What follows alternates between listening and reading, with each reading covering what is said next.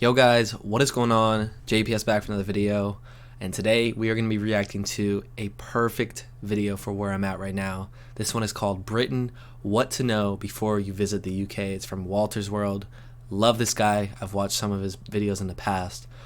But as you guys know, I'm going to be traveling to the UK in 5 weeks from now. 5 weeks, wow, that's crazy to say.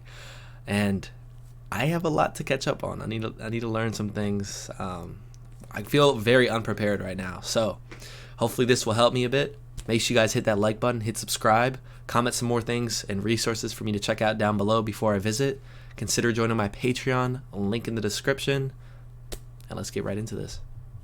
Travelers, Mark here with Walter's World. Today we're here in London, England, in the United Kingdom of Great Britain and Northern Ireland. And today what we have for you are what you should know before you come to the UK, so you can have a better time when you do visit. And we've got videos on what to know before you come to London, what to know before you come to Scotland, what to know before you come to Wales, what to know before you go to Ireland, and stuff like that to help people out. And I thought we'd kind of do like a all-together one for the UK and Great Britain. Now, not Ireland, but we'll do Northern Ireland in there, okay? So I kind of want to focus on these things so you have a better idea of what to expect when you do come here, okay? And I know I'm filming this here in London, but like I want you to know is London is not all of the UK. The UK has got so many diverse parts. Wales, that's very much a outdoor adventure stuff. Going to Snowdonia National Park, Pembrokeshire Coast there, the Brecon Beacons and seeing those things.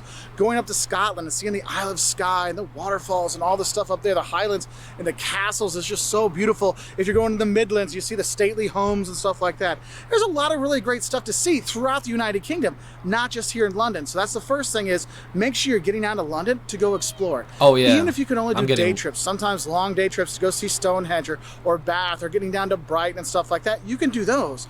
But if you rent a car and go and explore more, you can see so much more of the UK very easily. And I guess I should start talking about transportation. Look, if you're going to come to the UK, I highly recommend renting a car. Now, don't be scared, because they do drive on the left side of the road. So you're kind of like, wait, they drive over here. I don't want to get in an accident.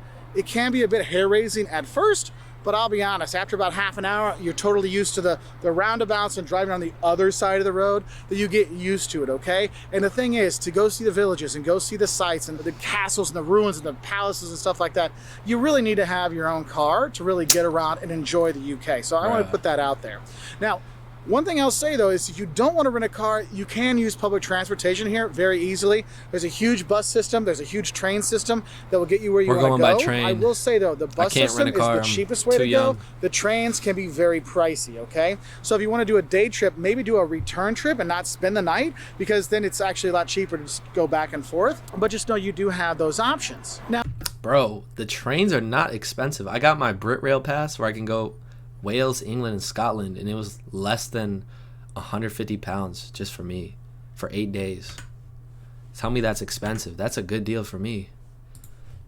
I don't know. Trip and not spend the night, because then it's actually a lot cheaper to just go back and forth. But just know you do have those options. Renting a car is definitely going to be better. Pretty much anywhere you go in the UK, you'll be able to get your Ubers and stuff like that, or the black cabs like here in London and the cabbies and things like that. There's a lot of apps out there that can help you get rides and stuff like that, so do look into those. So that's kind of helpful when you are here. One thing I'd say is if you're like here in London, if you're going to get into a cab, make sure you ask them, hey, I want to go here, is that okay? And they'll say hop on in, okay? So give you a heads up for that. Now, I know when you're driving around, I talked about how the trains are expensive. You might worry about like, how do I pay? What's the money like here? Well, they use the British pound here, okay? The British pound is the currency in the UK. And the thing is, if you're in Northern Ireland or if you're in Scotland, you might see a different version of the British pound. The Northern Ireland pound or the Scottish pound, they might be different. And the thing is, technically, they should be accepted anywhere in the United Kingdom, but some places are like, I'm not going to take that Scottish pound. So I do recommend if you're going to get some of the different pounds, like the Scottish ones and stuff, when you're leaving Scotland, try to exchange it out for like the British pounds, just to save yourself the headache later on. If you're looking to get cash out, ATMs are all over the place. It's not a problem. However, I will tell you this, most places prefer you to use card. I mean, I tried to buy some gifts for Jocelyn today. They're like, can you use your card because we don't have change? I mean, this is very much a card-based society, and if you have the contactless card, just touch and go, I really recommend getting those, because you can use those here in London on the public transportation or getting snacks and stuff like that. It makes life a lot easier, okay? I'm hoping my card will work though, like internationally.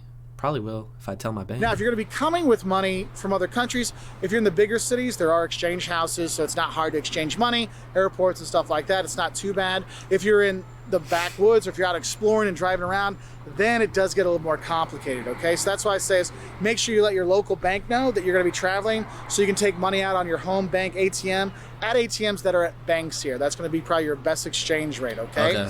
Now, in terms of visiting the UK, in terms of prices, it's not cheap coming here, especially London. Like, London is one of the most expensive cities in the world for transportation, for eating, for staying, accommodation, stuff like that. So do have a heads up. But the thing is, once you kind of leave that like London area, prices drop. The farther you go north, and the farther you go west, the farther they fall down. So you can actually have a kind of affordable trip coming here. Like if you're going to go to Bath, you're going to go to Wales, or going up to Scotland, it can be a lot more affordable. I know for me, I love going to York. I mean, that place is awesome. That's what I'm saying. If you got a chance to go. I'm stopping in there, York. Okay, yeah. Because a lot. Your money goes a lot farther when you are there. Hey, I saw everyone's comments. A lot of you we're saying stop in York, so we're adding that to itinerary. I'm saying, you got a chance to go there, okay? Because there's a lot. Your money goes a lot farther when you are there, okay? Now, in terms of other things you might want to know when you're here, if you're looking at accommodation, now the historic bed and breakfasts throughout the UK, those are the ones I highly recommend. You're going to be driving around. You need a place to park. The B&Bs, they'll be able to hook you up, and you get to stay in the countryside and stuff like that. Have that, English breakfast or a Scottish breakfast or a Welsh breakfast or the Welsh cakes and stuff like that. You'll have those when you go to the B&Bs. I highly recommend that. At least you get to stay in one or two while you are in the UK.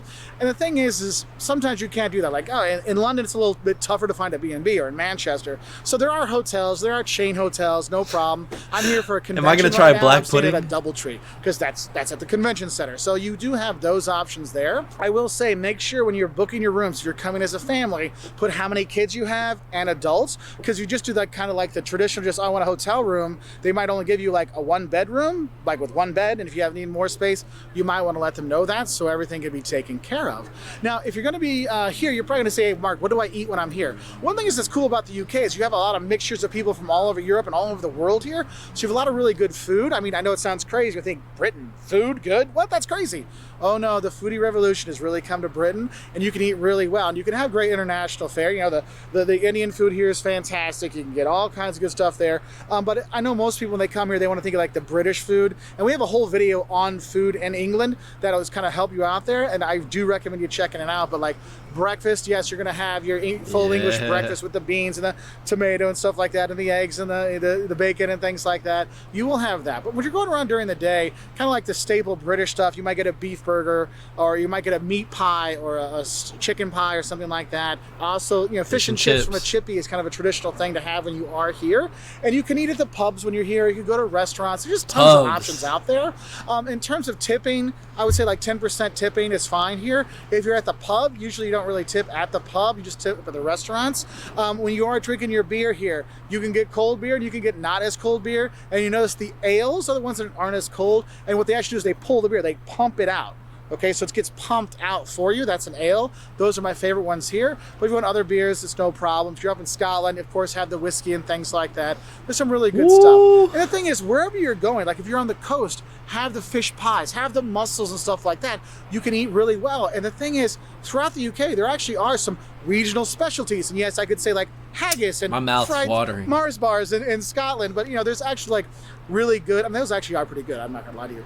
But there's like regional dishes you're gonna have around. So when you go to your restaurant, especially if you're going to like the local pub or something like that, you might ask them, hey, what's the local specialty? What should I get when I'm here? And it might be, oh, well, it's Sunday. We have a Sunday roast. You should have that. You can do those things, okay? Sunday roast. For my friends, someone asked me about this. Well, I know England's supposed to be tea. Can I get my coffee? Believe me, the Starbucks and the Costa coffees, they're all over the place. You're not going to have any problems with that, okay? Now, another thing I always kind of worry about is, I need to get what about my Wi-Fi? time. What about my phone connections? Is there good Wi-Fi here? Look, your 4G stuff is going to work all over the UK. I will say, if you're kind of like in the Highlands of Scotland, or you're in the back in the hills of Wales, sometimes you won't have a signal there. So you're going to be driving. I do recommend getting the GPS on your car when you're there. But in general, you're not going to have any problems with your phones and getting your data and stuff like that when you're traveling around the UK. Also, many restaurants, cafes, hotels, bars have free internet. Just ask for the password, or they might actually have a sign that says sign up here, here's the password. So you're not gonna have any problems staying connected while you are here. You know, a lot of people when they travel, they worry about safety when they're going around. I find the UK to be pretty safe. Yeah, I mean, there's issues just like you have anywhere else, but I don't think there's any more or less dangerous things in other places in Europe or the US and stuff like that. So just use your usual travel sense when you're there. Probably the thing that I've seen the most that's gotten travelers is actually to say drive on the left. When you walk out in the street, make sure you look right first. I was here a couple months ago with Liam, and we were about, I don't know, 10 meters behind this couple, and they walked out, and a truck hit them. It was horrible. I mean, luckily Liam didn't see it, but I did. It was just horrible because they were looking the wrong way, and it does happen. It's not a joke, okay? You need to be careful when you're doing those things. That's going to be the most dangerous thing, especially if you're taking your kids. Make sure you're like with them and paying attention because you forget as well. You're used to left, right, left, not right, left, right. So make sure you're paying attention that way. That's what I think is kind of the most dangerous kind of thing you're going to be worried about. Now, of course, in the big cities, there's going to be parts of towns you don't go to, but as a tourist, you're not going to those places anyway, so I wouldn't worry too much about that. Now, one danger I will tell you, though, is you got to realize the culture here in the UK, it's not always prim and proper and stuff like that, but it's kind of prim and proper. But one thing I'll tell you with the culture here is don't queue jump or line jump, don't cut in line. I know some places lines are just like a big mass at the door. Oh no, here, they're all about the line. They're all about the queue, so do not mess with that. That's definitely one of those things that you don't do here, okay? You don't mess with the lines. So do have a heads up for that one because you will upset people and they'll be like, excuse me, sir, the line's back there. So, you know, don't piss anybody off. Also, another thing with the lines I should warn you about, when you're going to eat and you're going to eat at a pub, make sure you get your table number because you might order at the bar and then you got to tell them I'm table 38, you pay, and they bring it to you later. And then, of course, you have the sights of the UK. Okay. Look, there is so much to see and do in each part of the country that you really should I'm so excited, bro. Have a Wales trip, have a Scotland trip, have a Midlands England trip, have a North trip, have a Southern England trip, have a London trip, because there's so much to see and do in the different ones. So if you're going to be going to Wales, like I said, it's very much a nature thing. Snowdonia National Park, hiking in Brecon Beacons and stuff like that, the Pembrokeshire coast, they're just gorgeous. You're heading up to Scotland, of course you got to go to Edinburgh and Edinburgh Castle and see all the stuff there in the Royal Mile. I mean, it's just such a really cool city. And you go there and yes, you can see the William Wallace Memorial when you're there and when you're going by Stirling. Edinburgh's on my itinerary. Eileen Donan Castle is really cool if you're on your way to the Isle of Skye. That's a nice thing you can stop by when you're there in the Isle of Skye with the waterfalls coming off the side of the cliffs. I mean, it's just gorgeous going to the Highlands, trying to see Nessie on Loch Ness. There's tons of stuff in Scotland to see. In the UK, in England, my favorite town, I mean, I love London. I've been here so many times, but for me, the coolest, best place to go as a tourist is actually York in the north. It's kind of a pain to get to sometimes, but if you can go there, it's fantastic. Like there's this part where the buildings almost touch together. It's just such a cool city you can go check out. One thing I've liked to do is actually, if you go to some of the stately homes, a lot of them are now like museums and you can go see them and visit them, see their gardens and stuff like that. The National Trust and other organizations have really done a great job keeping the historic homes like historic and beautiful. So go and get those. And if you're gonna go, I recommend getting like the membership pass or something like that so you can save money on the entry fees. Because once you go to like 2 or 3 of them, you're actually gonna start saving money. So look for the deals when you are here because there's some stuff you can get that can really save you some cash, okay?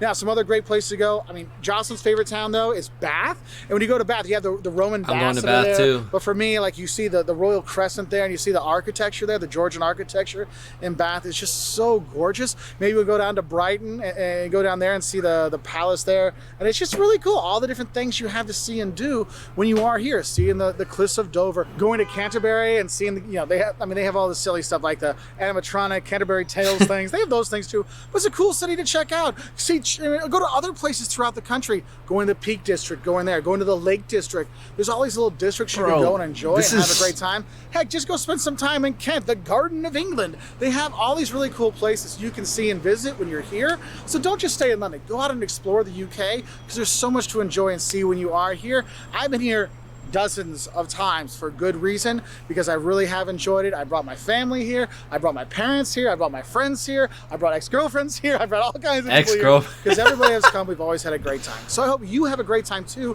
when you do come to the UK. Oh, if you're going to go to Northern Ireland, how could I forget about Northern Ireland? Yes, you can go to Belfast, Whiskey Trail kind of stuff. But for me, the coolest thing to see in Northern Ireland is going to Giant's Causeway. It's like these I don't know, pillars coming out of the sea kind of stuff, and the waves crashing on it. I mean, it's just gorgeous. So there's just that. But anyway, I hope this helps you know a bit more about visiting the UK. If you want to learn more, check us out on our website at waltersworld.com. We're also on Twitter, Facebook. All right, guys, this made me feel so good because a lot of the places he mentioned are on my itinerary and are places that I plan on going and that I've already made. Like, I've literally already booked hotels in a bunch of the places he mentioned. I'm actually so like happy about that. So I know I picked good places. I'm gonna make a separate video about my itinerary and like everywhere I'm going and stuff. So that'll be released later because I'm not quite done with it yet, but that made me feel really good about it. And yeah, I definitely learned some more things and some more tips. If you have any more tips for me in the comments down below, I'm sure we're gonna be doing a lot more of this. In about a month from now, like the week leading up to when I leave is probably going to be just me learning up on everything, because there's so many things I need to. Maybe I'm overthinking it, I don't know. Anyways, guys, hit that like button, hit subscribe, and I will catch you all in the next video. Peace.